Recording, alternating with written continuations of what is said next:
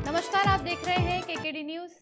मैं आपके साथ कृतिका थपलियाल और वक्त हो चला है इस वक्त 6 बजे की 6 बड़ी खबरों की तरफ।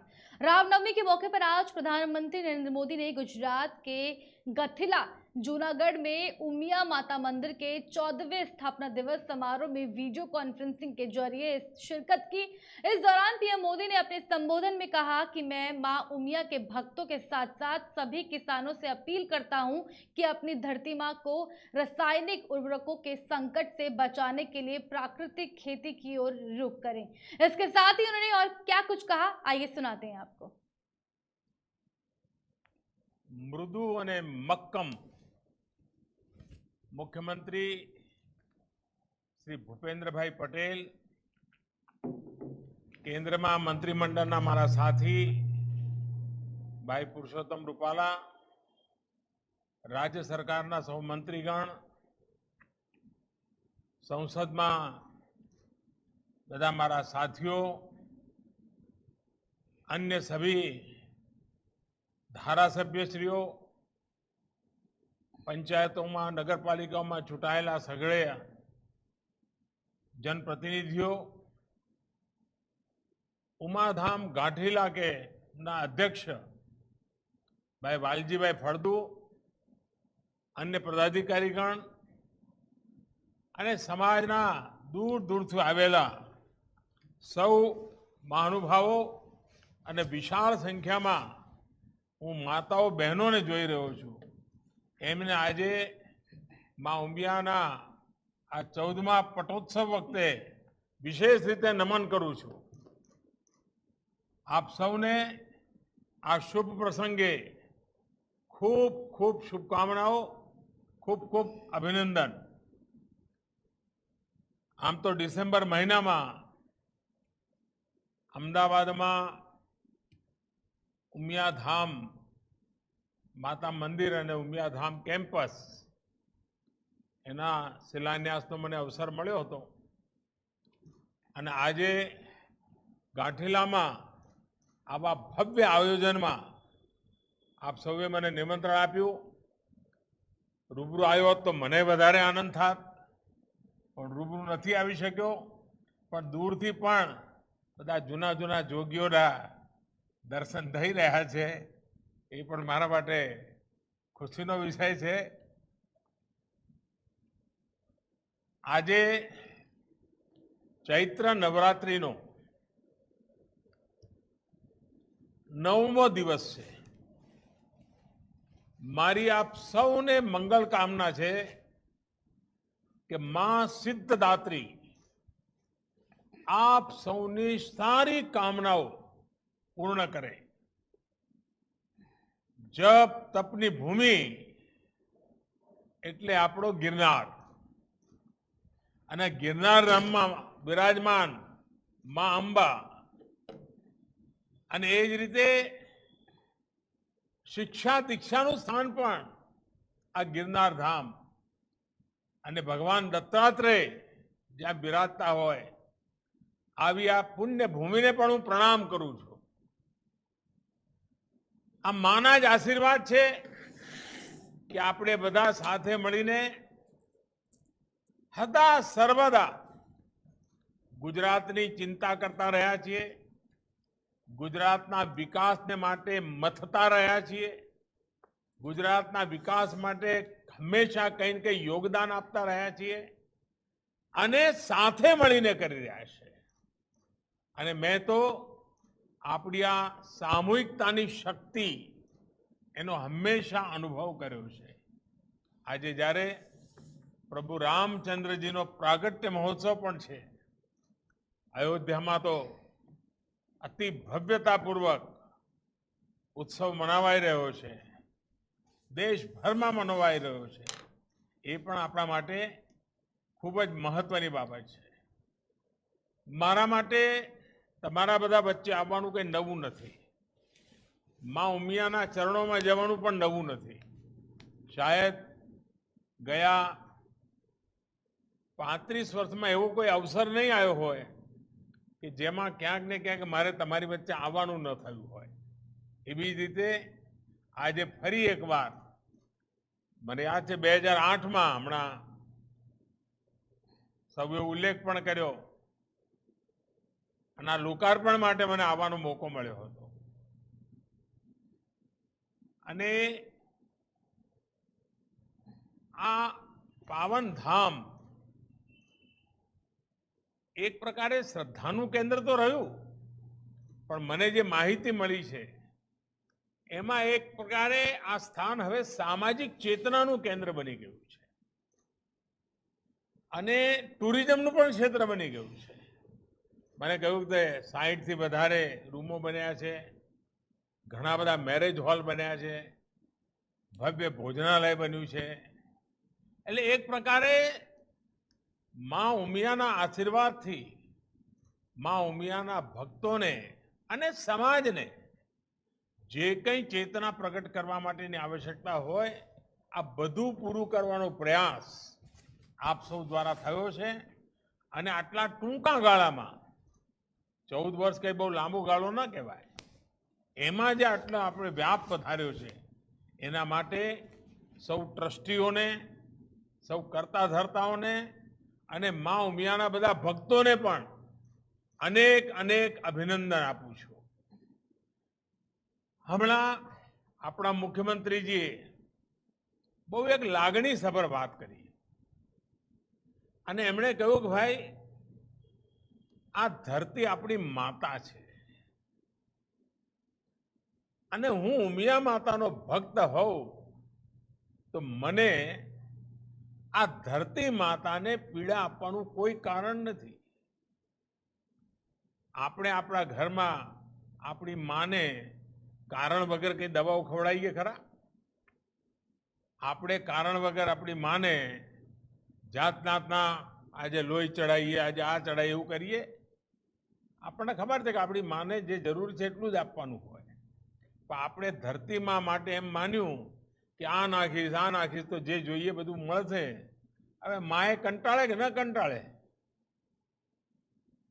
અને એના કારણે આપણે જોયું છે કેટલી બધી મુસીબતો આવી રહી છે. આ ધરતી માને બચાવવી આપણે એક મોટું અભિયાન છે.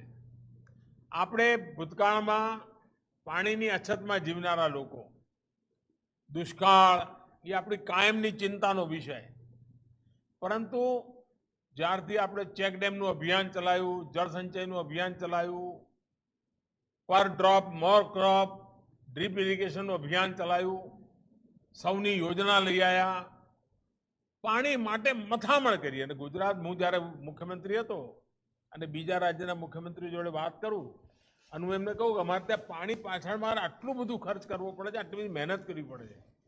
અમારી મોટા ભાગની સરકારનો સમય પાણી પહોંચાડવામાં થતો હોય છે, તો બીજા રાજ્યોના લોકોને આશ્ચર્ય થતું હતું, કારણ કે એમને આ મુસીબતનો અંદાજ નહોતો. એ મુસીબતમાંથી આપણે ધીરે ધીરે બહાર આવી રહ્યા, કારણ આપણે જન આંદોલન ઊભું કર્યું. આપ સૌના સાથ સહકારથી જન આંદોલન ઊભું કર્યું અને જન આંદોલન જન કલ્યાણ માટે કર્યું. અને આજે પાણીની બાબતમાં એક જાગૃતતા આવી છે, પરંતુ મારો આજે મત છે કે આપણે જળ સંચય માટેના પ્રયત્નોમાં જરાય मैं बीएसएफ के जवानों को कहना चाहता हूं। केंद्रीय गृह मंत्री अमित शाह ने आज गुजरात के बनासकांठा जिले के नडाबेट में भारत पाक सीमा पर व्यू पॉइंट का उद्घाटन किया।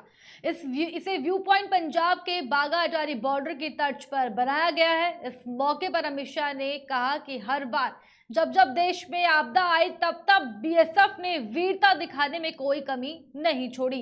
यहाँ आकर बच्चों के मन में भी देशभक्ति की भावना जगती है। यहाँ पर्यटन को भी बढ़ावा देने के लिए कदम उठाए जा रहे हैं। मैं बीएसएफ जवानों से कहना चाहता हूं कि आप लोगों की वजह से देश सीमाओं के भीतर सुरक्षित है, इसलिए प्रगति कर रहा है और दुनिया के सामने अपने कद में तेजी से बढ़ रहा है। आप अपने घर से हजारों किलोमीटर दूर हैं और देश की रक्षा करने के लिए चिलचिलाती रेगिस्तान में खड़े रहते हैं। मैं बीएसएफ के जवानों को कहना चाहता हूं कि सीमाओं के अंदर देश सुरक्षित है, देश विकास कर रहा है, देश पूरी दुनिया के मंच पर सर्वोच्च स्थान की ओर तेज गति से आगे बढ़ रहा है। ये सभी इसलिए हो रहा है कि आप आपके घर से दूर, हजारों किलोमीटर दूर सीमा पर खड़े होकर एक तपते हुए रेगिस्तान में अहरनिश मां भारती की सुरक्षा में लगे। और मैं आज पूरे देश की जनता की ओर से जीवन पर्यंत कर्तव्य के नारे को चरितार्थ करने वाले बीएसएफ के छोटे से छोटे जवान से लेकर बीएसएफ के डीजी, ये सभी हमारे जवानों का संबल बढ़ाने के लिए पूरे देश की ओर से आपका बहुत बहुत धन्यवाद भी करना चाहता हूं और आपकी वीरता को सैल्यूट भी करता हूं। हर बार जब तक देश पर आफत आई, बीएसएफ ने वीरता दिखाने में कोई कमी नहीं।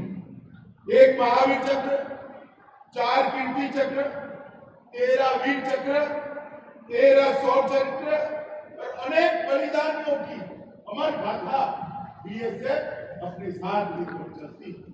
और ये वीरता का जो अनूठा संगम बीएसएफ में हुआ है, उस पर पूरा देश गर्व करता है और पूरा देश। सीएम योगी आदित्यनाथ ने आज चैत्र नवमी के अवसर पर कन्या पूजन किया। कन्याओं की परंपरागत तरीके से पूजा अर्चना कर भोजन करवाया और दक्षिणा देकर उनकी विदाई की। देखिए हमारी एक खास रिपोर्ट।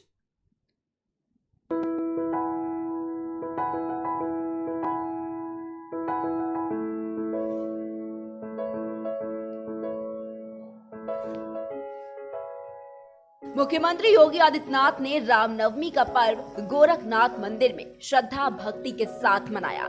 इस अवसर पर बतौर गोरक्षपीठाधीश्वर मंदिर के नवनिर्मित अन्न क्षेत्र में कन्याओं की परंपरागत तरीके से पूजा अर्चना कर भोजन कराया। ये कार्यक्रम सुबह 11 बजे आयोजित किया गया। इसके लिए मंदिर प्रबंधन ने पहले से ही अपनी तैयारियां पूरी कर ली थी। पूजा के लिए कन्याओं को मंदिर प्रबंधन की ओर से आमंत्रित किया गया। वैसे तो 9 कन्याओं की पूजा करने की परंपरा है, लेकिन मुख्यमंत्री ने इस अवसर पर आने वाली सभी कन्याओं को 9 कन्याओं के साथ ही अपने हाथ से भोजन करवाया। सीएम योगी आदित्यनाथ ने बकायदा दक्षिणा देकर उनकी विदाई की। वहीं वासंतिक नवरात्र की महाअष्टमी तिथि पर मुख्यमंत्री योगी आदित्यनाथ ने शनिवार की रात गोरखनाथ मंदिर के शक्तिपीठ में विधि विधान से देवी के 8वें स्वरूप मां महागौरी की पूजा अर्चना की। वैदिक मंत्रोच्चार के बीच पीठ की परंपरा के अनुरूप उन्होंने इस दौरान पहले हवन किया और फिर मां की आरती उतारी। इस दौरान उन्होंने समस्त देवी देवताओं का अभिषेक और सात्विक बलि अनुष्ठान भी पूरा किया। प्रसाद वितरण के साथ अष्टमी तिथि की आराधना संपन्न हुई। स्वास्थ्य सचिव उत्तर प्रदेश में कोरोना की तीसरी लहर के कारण प्रत्येक रविवार को लगने वाले मुख्यमंत्री जन आरोग्य मेला को बंद कर दिया गया था। अब कोरोना के कम हुए प्रभाव के कारण फिर से इसकी शुरुआत की जा रही है। जन आरोग्य मेला की शुरुआत पर मुख्यमंत्री योगी आदित्यनाथ भी मौजूद रहे। उन्होंने जन आरोग्य मेला का उद्घाटन कर मेले का मुआयना भी किया। आज से छुट्टी के दिन भी मरीजों को इलाज मिल सकेगा। प्रदेश के 3000 से अधिक प्राथमिक स्वास्थ्य केंद्रों पर डॉक्टर मौजूद रहेंगे। इसी के चलते लखनऊ की 80 से अधिक पीएचसी पर भी छुट्टी के दिन मरीजों का इलाज किया जाएगा। लखनऊ सीएमओ की माने तो आरोग्य मेले की टीमों की तैनाती कर दी गई है। इस मेले में एलोपैथ के अलावा आयुष के भी डॉक्टर मौजूद रहेंगे। इसके अलावा बाल रोग विशेषज्ञ, स्त्री रोग विशेषज्ञ, ऑर्थोपेडिक्स और डॉक्टर्स भी मौजूद रहेंगे। सभी डॉक्टर मरीज को मुफ्त उपचार मुहैया कराएंगे। अस्पताल में फ्री पैथोलॉजी जांच की जाएगी। मरीजों को ब्लड शुगर, कोरोना जांच, डेंगू मलेरिया जांच की भी सुविधा मिलेगी। इसके अलावा बीपी मॉनिटरिंग, आई टेस्ट और चश्मा वितरण भी किया जाएगा। स्वास्थ्य सचिव श्री रविंद्र कुमार जी, हमारे प्रशासन और स्वास्थ्य विभाग से जुड़े हुए सभी अधिकारीगण, लाभार्थीगण और उपस्थित भाइयों बहनों, 2020 में जनवरी माह से हम लोगों ने पूरे प्रदेश में मुख्यमंत्री आरोग्य मेला का आयोजन प्रत्येक प्राथमिक स्वास्थ्य केंद्र में प्रारंभ किया था। और जब ये योजना प्रारंभ की थी, इसके पीछे का उद्देश्य था कि ग्रामीण क्षेत्र हो या शहरी क्षेत्र, बिना किसी भेदभाव के हर एक व्यक्ति तक स्वास्थ्य की सुविधा उपलब्ध हो सके। यद्यपि उससे पूर्व प्रधानमंत्री मोदी जी के कर कमलों से, उनकी अनुकंपा से पूरे देश के अंदर आयुष्मान भारत योजना लागू हो चुकी थी और आयुष्मान भारत योजना में गोल्डन कार्ड बनाने और हर जरूरतमंद व्यक्ति को 5 लाख रुपए सालाना स्वास्थ्य बीमा का गोल्डन कार्ड उपलब्ध कराने की कार्रवाई भी प्रारंभ हो चुकी थी। फिर भी छूटे हुए लोगों के लिए, अन्य जरूरतमंदों के लिए या जिन लोगों ने अपनी व्यस्तता के कारण कार्ड नहीं बना पाया है, उन लोगों को गांव के ही प्राथमिक स्वास्थ्य केंद्र में सभी चिकित्सा विशेषज्ञों के द्वारा बेहतरीन स्वास्थ्य सुविधा उपलब्ध हो सके, यह एक कार्य प्रारंभ हुआ। पहले 5-6 महीने बहुत सफलतापूर्वक आगे बढ़े। उसके बाद लॉकडाउन प्रारंभ होने के कारण इसे स्थगित करना पड़ा था, क्योंकि तब तक कोरोना महामारी ने पूरे देश में अपनी दस्तक दे दी थी और उसके बाद हमें आरोग्य मेलों के कार्यक्रम को स्थगित करना पड़ा था। हम लोगों ने 2021 में भी, जब कोरोना का सेकेंड वेव के पहले कुछ मेले आयोजित किए थे, फिर सेकेंड वेव आने के कारण हम लोगों को कुछ दिनों के लिए फिर स्थगित करना पड़ा था। और आज मुझे प्रसन्नता है, आज चैत्र नवरात्रि का 9वीं तिथि है। जगतजननी मां भगवती के 9 दिनों तक अनुष्ठान करने के उपरांत आज हम सब 9वीं के व्रत के साथ, अनुष्ठान के साथ तो जुड़े ही हैं। मर्यादा पुरुषोत्तम भगवान श्री राम के पावन जन्मोत्सव का भी कार्यक्रम पूरे देश के अंदर हर्षोल्लास के साथ लोग आयोजित कर रहे हैं और इस अवसर पर इस आरोग्य मेला के साथ हम सबको जुड़ने का अवसर प्राप्त हो रहा है। बोल रहे बसपा सुप्रीमो मायावती ने पलटवार करते हुए कांग्रेस नेता राहुल गांधी के बयान पर जवाब दिया। उन्होंने कहा कि उत्तर प्रदेश चुनाव के पहले कांग्रेस ने मुझे मुख्यमंत्री बनाने का प्रस्ताव नहीं दिया था। ये बात सच नहीं है। उन्होंने कहा कि कांग्रेस को दूसरी पार्टियों के बजाय अपनी चिंता करनी चाहिए। राहुल गांधी को बसपा के बारे में बोलने से पहले 100 बार सोचना चाहिए। ये बयान उनकी जातिवादी सोच का प्रतीक है। उन्होंने राहुल गांधी पर तंज कसते हुए कहा कि हम वो पार्टी नहीं है जिसका नेता प्रधानमंत्री को संसद में जबरन गले लगाता है और ना ही हमारा पूरी दुनिया में मजाक उड़ाया जाता है। दरअसल राहुल गांधी ने शनिवार को बयान दिया था कि उनकी पार्टी ने बसपा सुप्रीमो मायावती को उत्तर प्रदेश विधानसभा चुनाव में गठबंधन और मुख्यमंत्री पद का उम्मीदवार बनाने का प्रस्ताव दिया था, लेकिन उन्होंने हमसे बात तक नहीं की। राहुल गांधी ने आरोप लगाया कि मायावती ने सीबीआई, ईडी और पेगासस की वजह से सत्तारूढ़ भाजपा को चुनाव में खुला रास्ता मुहैया कराया है। बोल रहे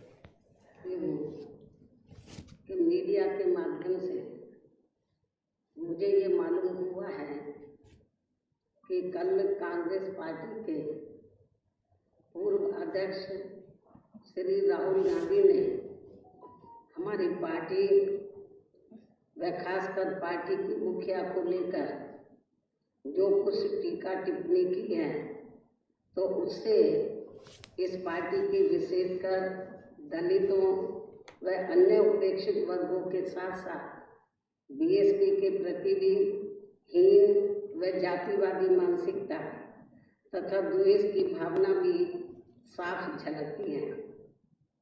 जबकि इन वर्गों के लोगों को अपने पैरों पर खड़ा करने के लिए बीएसपी पूरे जी जान से लगी है और जिन्हें कांग्रेस पार्टी ने अपने लंबे अरसे के रहे शासनकाल में इनकी सामाजिक एवं आर्थिक स्थिति में सुधार लाने के लिए जमीनी हकीकत में कुछ भी ठोस कदम नहीं उठाए।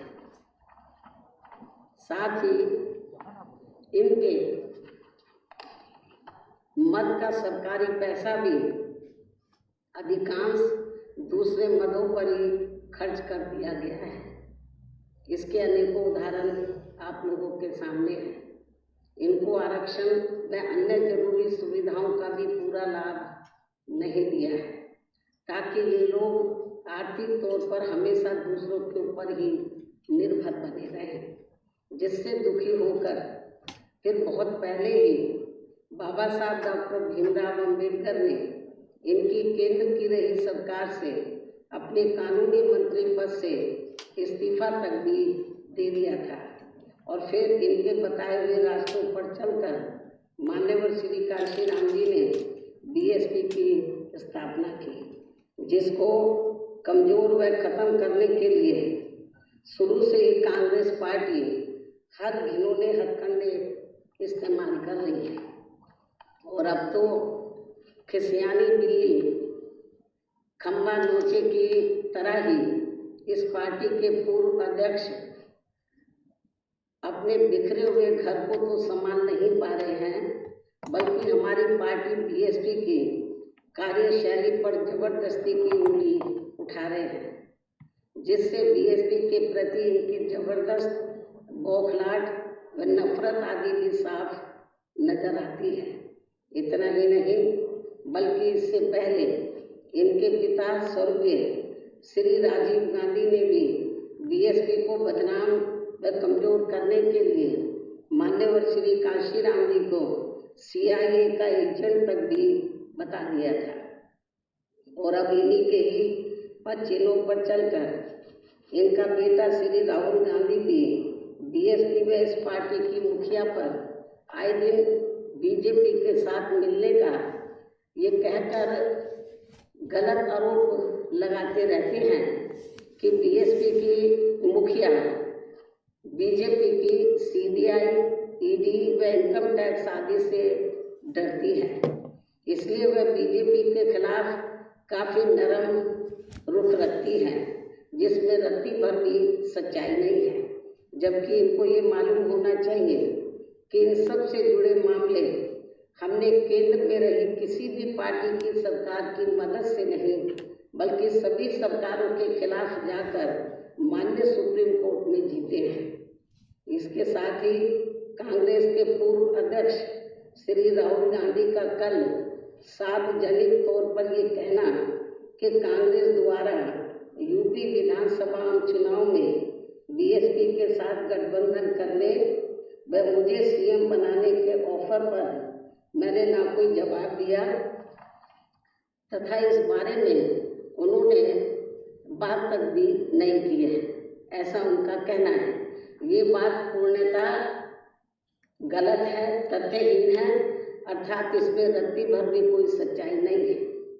जबकि यूपी विधानसभा चुनाव के घातक नतीजों पर हर विपक्षी पार्टियों द्वारा समीक्षा होनी चाहिए, किंतु ऐसी तथ्यहीन बातें नहीं करनी चाहिए।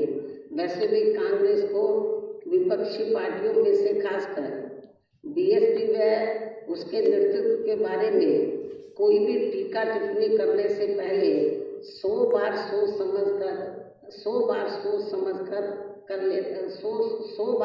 समझ कर लेना चाहिए, कोई भी टीका टिप्पणी करने से पहले, कि बीजेपी से लोहा लेने के मामले में उसका अब तक अपना रिकॉर्ड क्या रहा है कांग्रेस पार्टी का।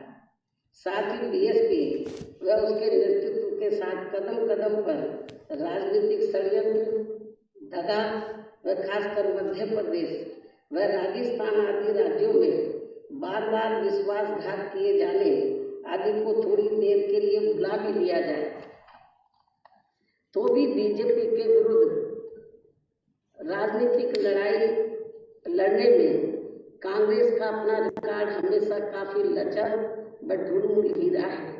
अर्थात कांग्रेस पार्टी सत्ता में रहते हुए व सत्ता से बाहर हो जाने के लंबे समय बाद अब तक बीजेपी व आरएसएस एंड कंपनी से जी जान से लड़ते हुए हमें कहीं भी नजर नहीं आती है।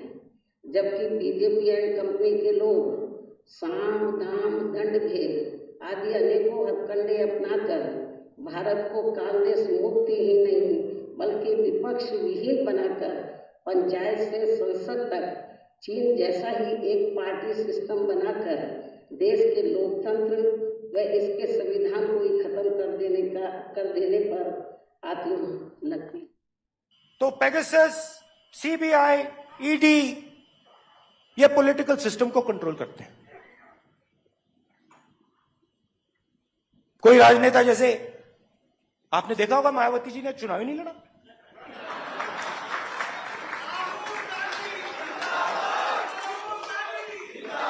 हमने मायावती जी को मैसेज दिया, अलायंस करिए, चीफ मिनिस्टर बनिए।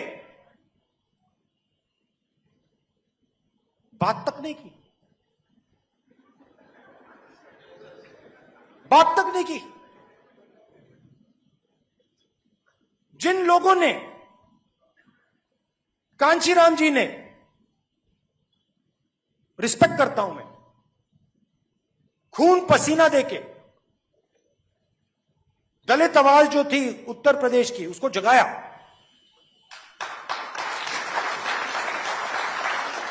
कांग्रेस का नुकसान हुआ वो अलग बात है, मगर उस आवाज को जगाया। आज मायावती जी कहती हैं कि मैं उस आवाज के लिए लड़ूंगी नहीं। खुला रास्ता दे दिया। क्यों? सीबीआई, ईडी, पेगासस,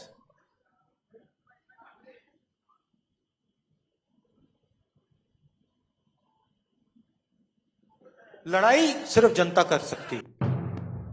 देश में कोरोना के नए वेरिएंट ने चिंता बढ़ा दी है। वहीं आज से दुनिया भर में 18 साल की उम्र से अधिक लोगों को कोविड की बूस्टर डोज लगनी भी शुरू हो गई है। देखिए हमारी एक खास रिपोर्ट।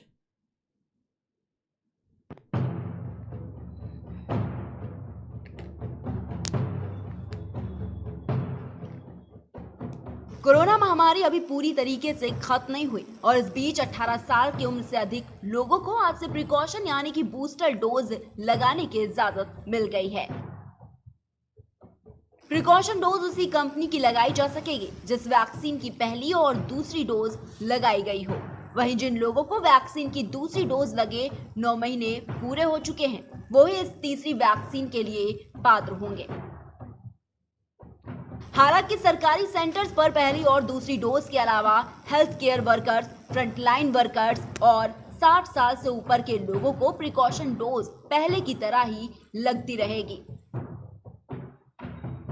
प्राइवेट अस्पतालों में 18 से 59 साल के लोगों के लिए तीसरी डोज का टीकाकरण शुरू होने से पहले वैक्सीन निर्माता कंपनियों ने केंद्र सरकार के साथ बातचीत के बाद अपनी वैक्सीन के दाम कई गुना घटा दिए। अब प्राइवेट अस्पतालों को कोविशील्ड और कोवैक्सीन दोनों ही 225 रुपए प्रति डोज की कीमत पर मिलेगी। केंद्र सरकार के निर्देशों के मुताबिक प्राइवेट अस्पताल वैक्सीन की एक डोज की कीमत के अलावा 150 रुपए तक ही सर्विस चार्ज ले सकेंगे। इस लिहाज से वैक्सीन की तीसरी डोज लगवाने वाले 18 से 59 साल के लोगों को प्राइवेट अस्पतालों में अब तीसरी डोज के लिए अधिकतम 375 रुपए ही देने होंगे।